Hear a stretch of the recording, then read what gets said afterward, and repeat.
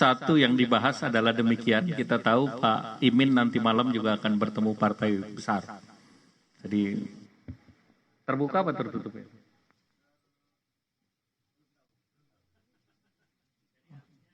Masing-masing akan terus bergerak dan berkomunikasi dengan partai lain agar koalisi besar.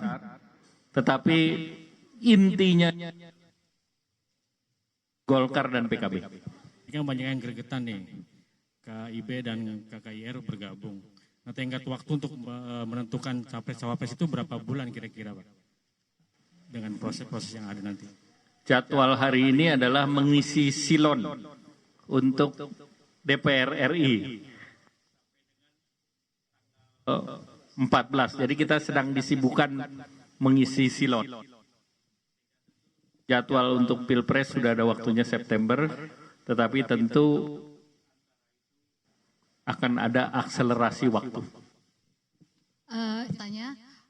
Ini kan Gus Muhaimin terlihat ke Pak Erlangga, menemui Pak Erlangga dari KIB, kemudian nanti juga ke Cikeas. Ini melihat sana sini, ini nasib koalisi dengan Gerindra seperti apa perkembangannya? Kemudian kemarin kan keluar dari istana kan berdua nih, Gus Muhaimin sama Pak Erlangga. Nah ini menandakan apa sih, kode ada arahan dari Pak Jokowi atau kode-kode gimana nih, Gus? Izin. Ya, semua yang kita lakukan berdua ini tentu tidak lepas dari untuk bersimulasi pasangan-pasangan dan bersimulasi sampai pada saat keputusan nanti. Saya bersama Pak Prabowo bersimulasi, saya bersama Pak Erlangga bersimulasi, tapi kita ingin siang hari ini PKB dan Golkar akan terus lebih intensif lagi sampai pada hari yang kita anggap tepat. Yang kedua,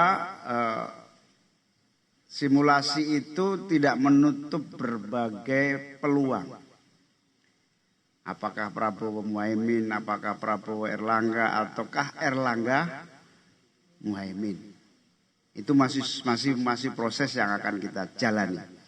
Nah, nanti malam saya juga silaturahmi halal bihalal saja yang nanti juga menjadi bagian dari kerja bersama untuk memperbesar koalisi ini. Jelas? Ya.